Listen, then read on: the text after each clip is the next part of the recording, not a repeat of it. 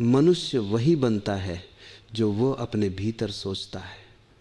तुम जो चाहोगे वही बन जाओगे, लेकिन यह चाहना कोई साधारण चाहना नहीं है। यह चाहना तुम्हारी पूरी चेतना का बीज है। अगर तुम्हारे भीतर डर है तो तुम डर ही बन जाओगे। अगर तुम्हारे भीतर संदेह है तो तुम्हारा जीवन एक संदेह का जीवन होगा। अगर तुम्हारे भीतर प्रेम है तो तुम प्रेम ही बन जाओगे। ध्यान रखना, जीवन तुम्हारी इच्छाओं का प्रतिबिंब है। जैसे दर्पण में चेहरा दिखाई देता है, वैसे ही तुम्हारे विचार, तुम्हारी चाहते तुम्हारा संसार बनाते हैं। तुम्हारे भीतर जो है वही बाहर खींच कर आता है। लोग सोचते हैं कि भाग्य कहीं बाहर से आता है। नहीं, भाग्य तुम्हारी अपनी चाह का परिणाम है। जो तुम गहराई से चाहते हो वही धीरे धीरे तुम्हारे अस्तित्व का हिस्सा बन जाता है। इसलिए अगर तुम महान बनना चाहते हो तो चाहना पर्याप्त नहीं है। उस चाह को अपने जीवन की धड़कन बना दो। उस चाह के पीछे लग जाओ जैसे कोई प्यासा रेगिस्तान में पानी खोजता है।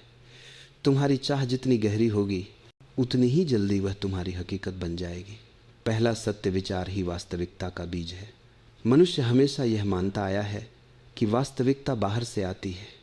वह सोचता है कि किस्मत आसमान से गिरती है, अवसर समाज देता है और सफलता संयोग से मिलती है।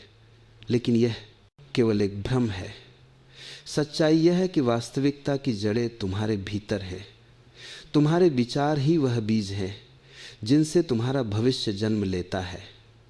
अगर बीज रोगी हो तो पेड़ कभी फलदार नहीं हो सकता, और अगर बीज स्वस्थ हो तो कोई भी तूफान तुम्हें रोक नहीं सकता। ध्यान दो, अगर कोई बच्चा बचपन से सुनता रहे कि तू कुछ नहीं कर सकता, तू निकम्मा है, तो धीरे धीरे वह बच्चा सच में वही बन जाता है। वह विश्वास ही नहीं करता कि वह कुछ कर सकता है। उसके विचार ही उसे कैद कर देते हैं। लेकिन वही बच्चा अगर यह सुनता रहे कि तेरे भीतर अनंत संभावनाएं हैं, तू कर सकता है, तो उसकी चाल बदल जाती है, उसका आत्मविश्वास बदल जाता है। वह कठिन से कठिन परिस्थिति को भी चुनौती की तरह स्वीकार करता है। तुम्हें समझना होगा कि विचार कोई छोटी चीज़ नहीं है। विचार ऊर्जा है, और यह ऊर्जा निरंतर तुम्हारी आभा, तुम्हारी भाषा, तुम्हारे निर्णय और तुम्हारी यात्रा को आकार देती है। तुम्हारे विचार तुम्हें या तो कैदी बना सकते हैं या मुक्त कर सकते हैं। अगर तुम्हारे विचार संदेह, भय और हीनता से भरे हैं तो तुम चाहे कितनी भी कोशिश कर लो, तुम्हारा जीवन बार बार वहीं लौटेगा जहां से चला था। लेकिन अगर तुम्हारे विचार प्रेम, साहस और आत्मविश्वास से भरे हैं तो परिस्थितियां तुम्हारे विरुद्ध होते हुए भी तुम्हारे पक्ष में काम करने लगेंगी। मन एक चुंबक है, वह वैसा ही खींचता है जैसा वह सोचता है। अगर तुम अपने भीतर रोशनी रखोगे तो अंधेरा कितनी भी कोशिश कर ले तुम्हें डूबा नहीं पाएगा। अगर तुम अपने भीतर अंधकार पालोगे तो सूर्य भी सामने आकर तुम्हें रोशन नहीं कर पाएगा। याद रखो, तुम्हारे विचार ही तुम्हारे भाग्य के निर्माता हैं, और भाग्य बाहर कहीं नहीं है। वह हर पल तुम्हारे मन में बुना जा रहा है। इसलिए सबसे पहला कदम है अपने विचारों को पहचानो। हर नकारात्मक विचार को पकड़ो और देखो कि वह तुम्हें कहाँ ले जाएगा, और फिर उसे छोड़ दो। हर सकारात्मक विचार को पोषित करो, क्योंकि वही तुम्हें वहाँ ले जाएगा जहाँ तुम जाना चाहते हो।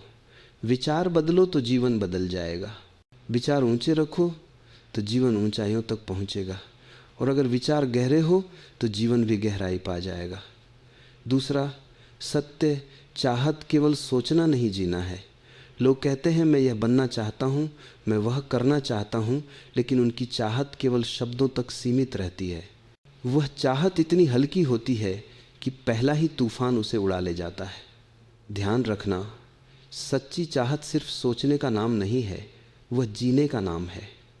अगर तुम्हें कुछ पाना है तो तुम्हारी हर धड़कन उसी के साथ तालमेल में होनी चाहिए। जैसे कोई प्यासा रेगिस्तान में चल रहा हो, उसे केवल पानी चाहिए। वह आसपास के पेड़ नहीं देखता, वह रेत नहीं देखता, वह तारों का सौंदर्य भी नहीं देखता। उसकी आंखें सिर्फ पानी खोज रही होती हैं। यही है गहरी चाहत। लेकिन आम आदमी की चाहत कैसी होती है? वह कहता है मुझे सफलता चाहिए, लेकिन साथ ही वह आलस्य को गले लगाकर सोता है। वह कहता है मुझे ज्ञान चाहिए, लेकिन वह घंटों फालतू की क्रियाओं और गलत सोच में डूबा रहता है। वह कहता है मुझे आत्मा की शांति चाहिए, लेकिन उसकी आदतें शांति के विपरीत हैं। तो यह चाहत चाहत नहीं है, यह केवल कल्पना है। सच्ची चाहत तब होती है जब तुम्हारा पूरा अस्तित्व उसी दिशा में लग जाए।